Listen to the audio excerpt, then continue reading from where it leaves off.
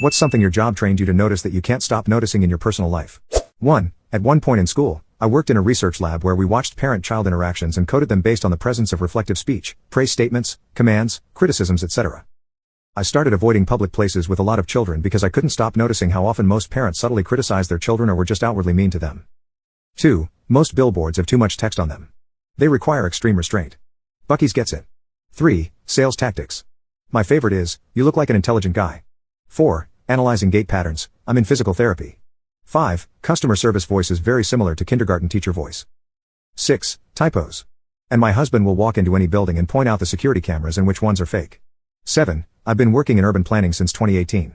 I always notice when a curb ramp or sidewalk isn't ADA compliant. 8. Improper stocking. I can't help but fix shit while in shopping for groceries now. 9. Just how bad people are at reading their dog's body language and how bad most owners' handling skills are.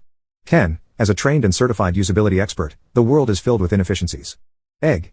The other day, I was at a large party, and the caterer had put the coffee pot in the center of the table, with milk/cream on one side, and sugar on the other, making the lineup wait longer, as each person had to go to one side, then the other side to fix their drink. 11. How often people touch their face. 12. How much of the news is generated by PR people, which stories are ruining some PR guy's week, and how far if it bleeds, it leads has come to define local news. 13. Classically trained chef. You learn mise en place on day 1. Just fancy French for everything in place. Now it doesn't matter what I'm going to do, everything must be in place before I start. 14. Former social worker here, abuse and neglect investigations.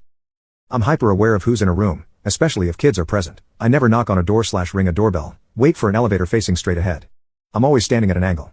Reasoning, we're trained to minimize the area in which a bullet can hit if someone opens the door and starts shooting.